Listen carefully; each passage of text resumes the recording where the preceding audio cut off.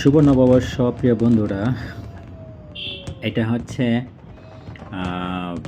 ব্যাংককের 31st night.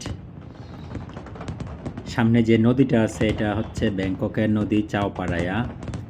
পুরো থাইল্যান্ডের সবচেয়ে বেশি এনজয় হয়, মজা হয় থাইল্যান্ডের 31st নাইটের এই জায়গাটাতে।